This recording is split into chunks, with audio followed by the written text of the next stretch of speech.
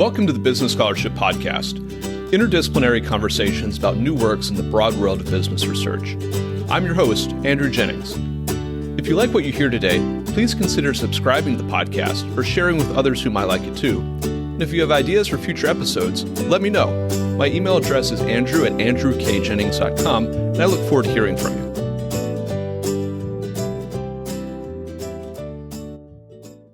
Our guest today is Yaron Nili, Assistant Professor of Law at the University of Wisconsin-Madison School of Law. We'll be discussing his article, Successor CEOs, which was recently published in the Boston University Law Review. I'll include a link to the article in the show notes for today's episode. Yaron, welcome to the Business Scholarship Podcast. Thank you for having me.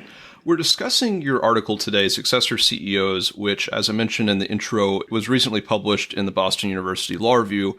To set the stage a little bit, you are delving into a more focused area on an issue that gets a good amount of attention, and that is whether or not CEOs and chairpeople of the board should be the same person or whether those two positions should be separated. Just to set the stage a little bit, could you describe some of the criticisms or defenses of this arrangement where you have the CEO also being the chair of the board? What efforts have we seen in the last 2 decades or so to separate those two offices, and what trends are we seeing in that area? Yeah, so really this has become maybe one of the flagship governance issues for a lot of investors. I think, traditionally the CEO of a company was also serving as the chairman or chairwoman of the board, and basically allows, the proponents of that argument basically saying, well, if you trust the CEO to run the company, you should give them the ability to really kind of be in charge of how the company is operating, not only in the day-to-day operationals, but also in the board's work, really guiding the discussion in the board work in a I would say, more informed way. And I think it traces back to the role of the board in companies in the past, where the board was really expected to provide more of advising role, connections, less monitoring the management. And if that's the case, then it makes sense for the CEO to really kind of be running the show also in the boardroom. But what we've seen in the last, I would say, couple of decades is really a shift in the expectation of investors of what the board should do, and kind of the rise of what's called the monitoring board, a board that is supposed to scrutinize the actions of management in a more effective way. And if that's the case, then there should be a question of whether we want the boardroom to be also controlled by the CEO. And if we don't, then there's a case for having an independent chairperson providing counterbalance to the natural authority of the CEO. The CEO is armed with more knowledge and resources than directors as far as the company goes. And if we want to kind of balance the scales, having an independent chair that can dictate some of the board agenda is an important facet. And we've seen that institutional investors have been supporting this separation of the roles more increasingly. And in the paper, I bring more detailed stats. But nowadays, we're talking about roughly a majority of the S&P 1500 companies having a separation of the roles, where the CEO and the chair are two different people, and the chair is considered independent director. Just today, it came in the news. Elliott Management has, taken a huge stake in AT&T, and one of the things that they have, from a governance perspective, one of the things they have called for is the separation of the roles of CEO and chair in AT&T, where it's currently combined. And we, in the little bit more recent past, Johnny Dimon in JP Morgan was fighting for his maintaining his position as the chairman of the board.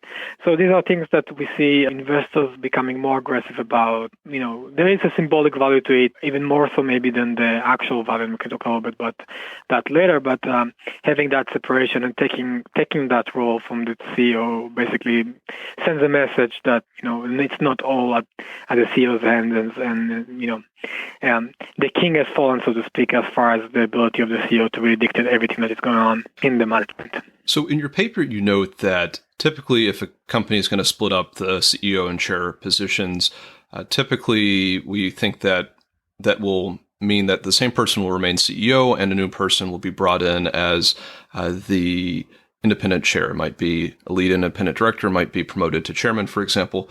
But in your paper, you discuss another alternative, which is that the same person remains chair and a new person is brought in as CEO. Could you discuss that concept, what some of the benefits and costs might be of having a former CEO as chair? And apart from maybe some of those benefits or some of those risks or costs, why do firms decide to transition to that structure? Yeah, so I think, I was surprised how common it actually is to have this scenario you just described, where instead of having the CEO give up her role as chairperson, we have the opposite, where the CEO basically gives up the CEO position and remains as chair. And it's kind of almost counterintuitive. We talk about the separation, and when you just ask people who are dealing with this field, the presumption is kind of what what I just mentioned, the Jamie Dimon battle, where the attempt was to take the chairperson position away from the CEO. But what I kind of stumbled upon when I kind of worked on some other projects and kind of dived into a little bit more in detail on this project is this really a significant number of companies that do the opposite, where the CEO basically transitions out from the CEO position but maintains the chair position and brings in a new CEO in her foot, in replacement. It's interesting. Before my paper came out, I think it was under discussed. It wasn't really highlighted as a kind of a significant route, although there is a significant number of companies that have that route. I think in the paper I talk about around over 200 companies in the S&P 1500 with that structure in place as of 2016. And, I think the benefits are... There are several benefits, I would say. So the first, from a succession plan perspective, is especially in the context of companies with a controlling shareholder or a very, founder CEO, or somebody who really held a strong grip on a company, allowing that person to transition out from the CEO position, but still maintaining some sort of a connection to the company or influence by remaining as the chairperson of the board, is basically a good way to encourage those people to give up, right? So if you have a company where there's a founder, the founder has really contributed a lot as a CEO, but either that founder is becoming a little bit older and less qualified to kind of run a business in a changing environment, or any other multiple issues that happen, the company might be better off with hiring a professional CEO to run the company. But, if the founder doesn't really want to vacate the seat, it's hard to do it. So giving that option of, you can stay as chair, but let's put somebody else as a CEO,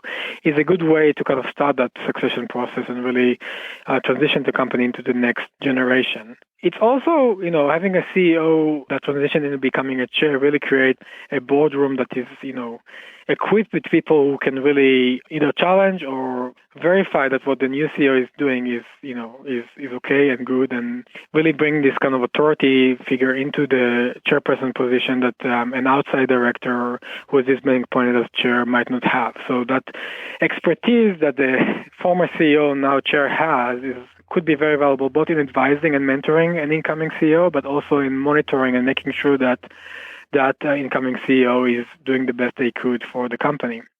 The flip side, obviously, is the concern, right? So the flip side is that if we let departing CEO to remain in control of the company, the question is the new CEO just a puppet of the departing CEO?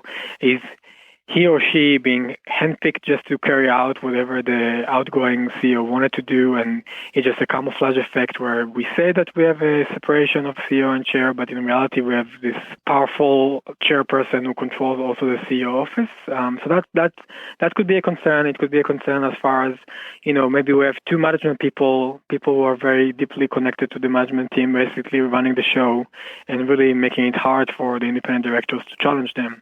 So the power structure in the boardroom could be suffering from having these two executive people, one current and one past, that are still running the show both in the boardroom and the company level. And to make things a little bit worse is the fact that a lot of companies, as I looked into more carefully, are actually treating the executive that has became the chair and had served in the past as the CEO of the company, they treat them as independent directors and independent chairs. So it's not abnormal to see a company where you had somebody serving as 15 years as a CEO, then transitioning into a chair position, and then 3 years after they transition into the chair position, they'll be declared as independent directors and independent chairs. That is a concern because if we look at it just statistically, that company is basically saying, well, we have a separation of the roles, we have a separate chair, and that chair is independent. If you look at it more closely, that independent chair is actually a long-time CEO of the company, has been retired for 3 years, but that doesn't really change the question whether he's really independent of the company or not. Mm-hmm.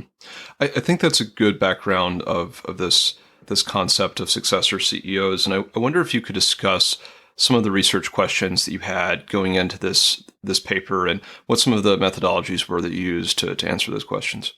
Yeah, so I think basically this whole paper is coming against this backdrop of institutional concern and expectation that companies will start separating these roles and that the board will really be used as a countermeasure to the executive power that companies have, right? So we see this increasing support and increasing proposals to companies requesting that they'll separate the roles, both by institutional investors, by individual shareholders, and even activist investors, as I just mentioned, with alert management, for instance, with AT&T. Really, this is becoming kind of like the easy, low-hanging fruit type of request. First thing we want you to do is basically cede your power as a chairman of the board and just retain your CEO position. So I was curious to see, well, what is if the concern is really making sure that we have this board that is effective in monitoring management and board that is more independent than it has been, is that the case? And then looking really at these two channels of separation, I started to kind of question that assumption and basically observing that we have this kind of request for a separation, but if we don't really pay attention to the details of how this separation is achieved, then we might miss the reason that we have requested or aspired to have the separation in the first place. So that's kind of like what I was both kind of pondering about when I started and kind of found myself concerned with when I started to dive into the data. As far as what I've done, so the first thing I did is look at kind of what the institutional movement towards separation has been and how it has increased over the last 10 or 15 years. So I looked at data at institutional investors' voting patterns and showed the proposals that were submitted and observed kind of how the support, even by those passive mutual funds like BlackRock and State Street and like Fidelity, has increased towards those type of proposals, and they are more increasingly are in favor of those types of requests of companies. Obviously, there are cases where institutional investors have decided not to support those proposals.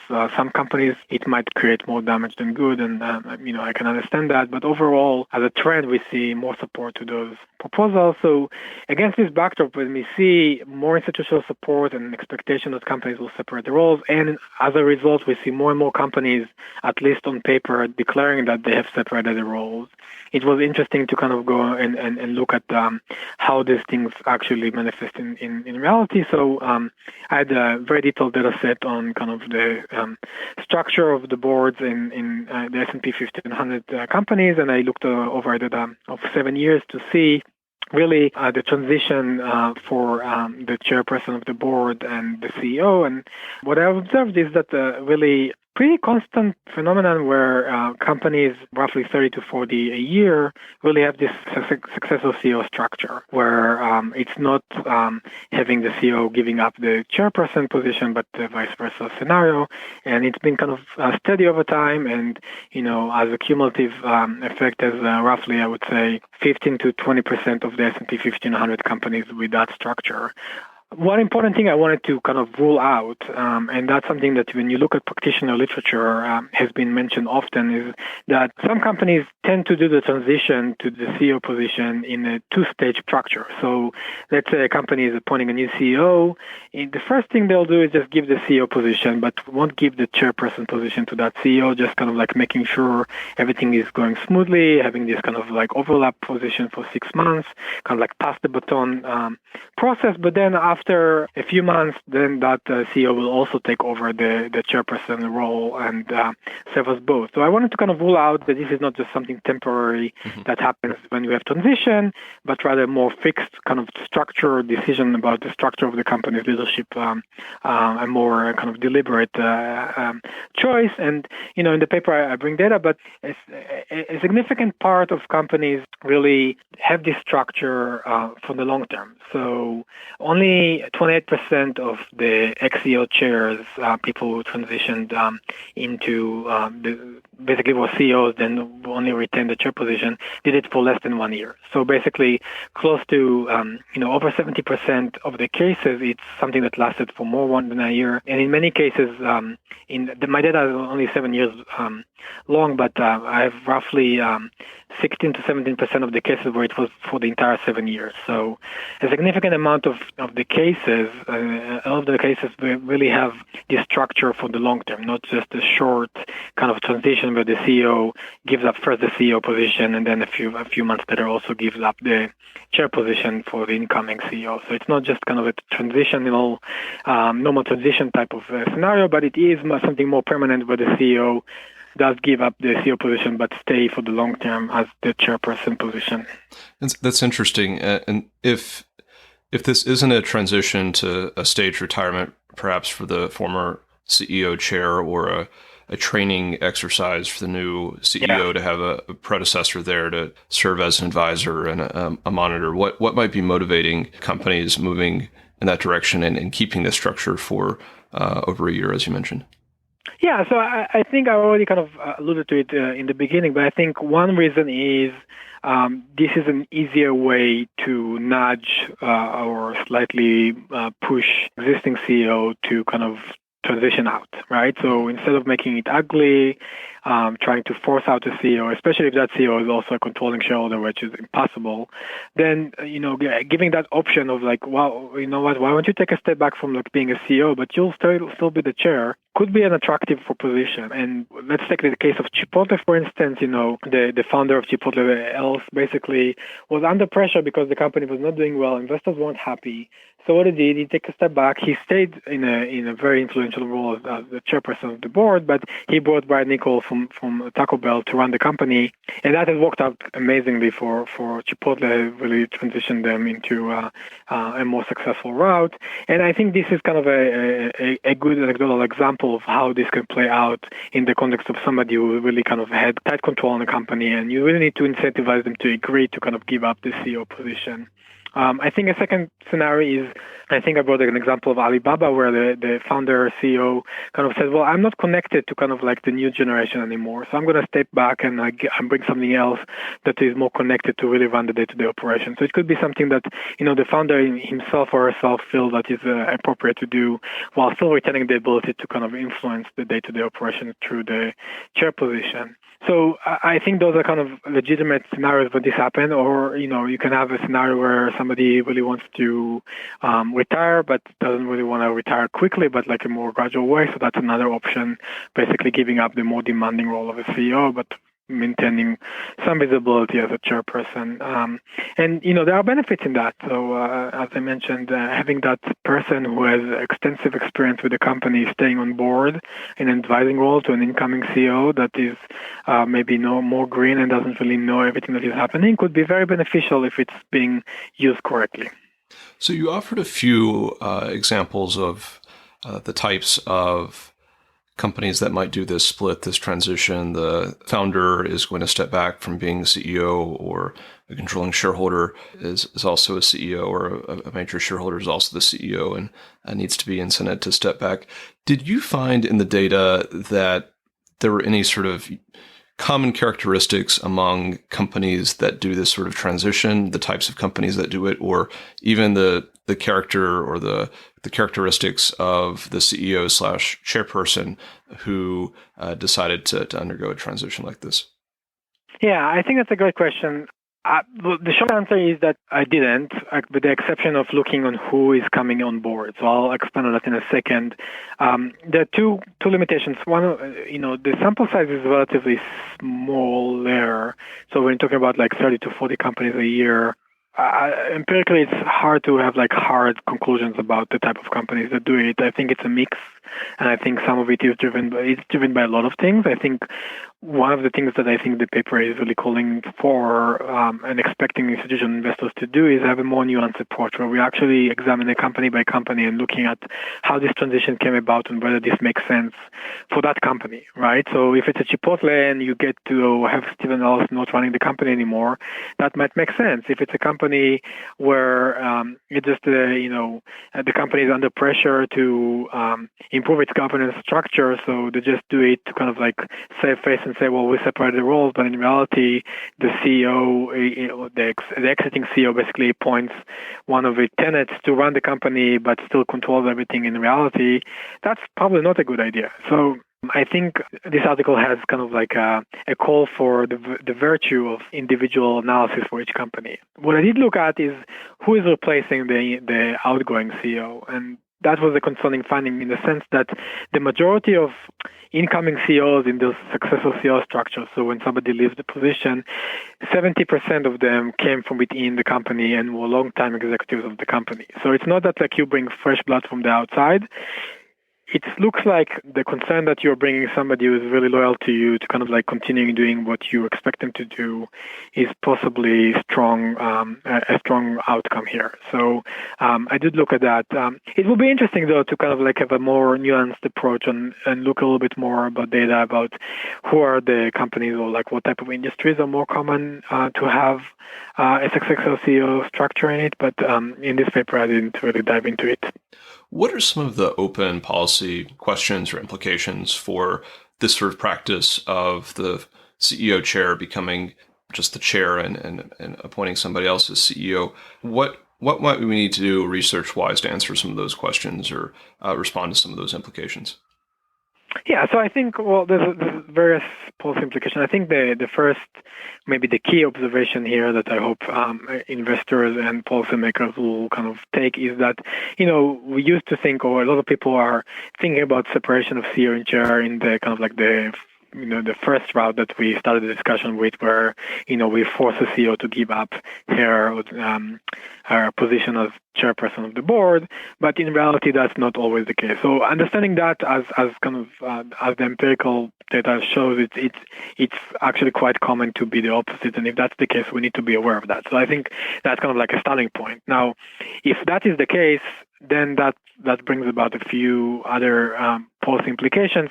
The first thing I kind of argue in the paper, and I think is important, is really understanding the independence proposition and kind of presumption, right? So the push from investors' perspective to separate those roles is really premised on, I think, expressly by calling for greater independence of the board, right? So we're saying, well, we don't want the CEO to serve as chair of the board because we want somebody independent running the boardroom in a way that would allow the boardroom to provide effective monitoring to management. And I think this, my project really kind of contrasts that with the reality where in a lot of cases, this separation really doesn't bring a more independent role. It might actually bring the opposite, right? So when you have both the CEO and the chairperson of the board, both can being longtime CEOs of the company, and then being declared as independent board / independent chair because after 3 years, the New York Stock Exchange allows you to define yourself as independent director, then, we have this severe camouflage issue where if you don't look closely at those companies, you'll just say, well, those companies crossed the, past the threshold as far as their independence governance regime. And that is not the case if you look at it more closely, because the person who is described as independent chair is actually long-time CEO of the company who just hasn't been doing it for the last 3 years. So I think it's an important observation and a call for institutional investors to really look beyond kind of the statistical aggregate into specifically each company's circumstances and the past of the chair, and kind of making sure that what companies are telling you is really what you think is making sense, because companies are allowed to tell you that somebody is independent after 3 years, but I think most institutional investors will agree that that's probably not what they wanted out of that transition into separate roles. I think the second point is the value, and I think I'll expand on it in the future project, but the value of the lead independent director. So we haven't talked a lot about it during this podcast, but companies that don't separate the roles, that have both CEO and chair in the same position, or the same person serving those both positions, have been urged and more increasingly appoint what is called the lead independent director. So a person who is not the chair of the board, but gets a little bit more authority or a title that allows the board to basically counteract the power of the CEO/chair. And those independent directors are increasingly being relied upon by institutional investors. So the expectation is, well, if you don't separate the roles, at least have a good and lead independent director in place.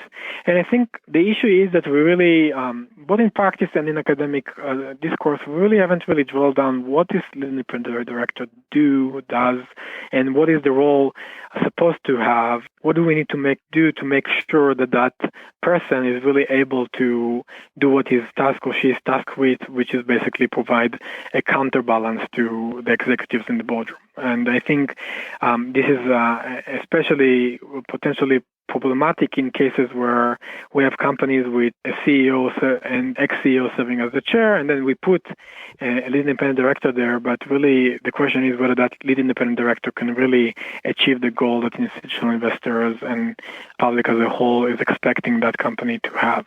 What takeaways would you offer, or what takeaways would you like academic listeners or people who are governance stakeholders, whether they're investors, whether they're working for a proxy advisory firm or have another interest in governance, to take from this paper? Well, I think the biggest takeaway is that the use of benchmarks in corporate governance discourse is useful, but only to a certain extent. So I think the Successor CEO phenomenon is really, indicative of maybe a larger picture where we kind of expect companies to clear some sort of a artificial or fictive threshold, and then we treat them as good governance actors or not so good governance actors. And I think the picture is much more nuanced, both in the issue of director independence and in other realms of corporate governance. And I think what this project really shows us, it's really, it's important to have cumulative data and kind of observe stuff from a bird's eye view, but also diving into the actual channels through which these changes are happening is an important observation in itself, because that will give us a more accurate picture of how things are actually operating in reality. And that is especially important if we have an objective, right? So in this case, the objective was to have boards that are more independent. And I think what my project shows that there's a question mark whether if you use the Successor CEO structure, whether you get this more independent director structure. It might be beneficial for other reasons, and I'm not saying we shouldn't have the structure. Just trying to highlight for investors that if you just look at it from a bird's eye view, you might miss the fact that it's not giving you what you would hope. Our guest today has been Yaron Nili, Assistant Professor of Law at the University of Wisconsin Law School. We discussed his recent article, Successor CEOs, which was recently published in the Boston University Law Review. I'll include a link to that article in the show notes for today's episode. Yaron, thank you for joining the Business Scholarship Podcast. Thank you very much. It's been a pleasure.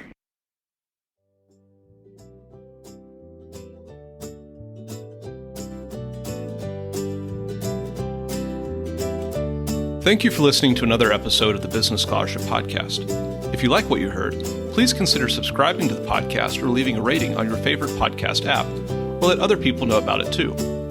If you have suggestions for future episodes, please let me know. My email address is andrew@andrewkjennings.com, and I look forward to hearing from you. Until the next time, I'm your host, Andrew Jennings.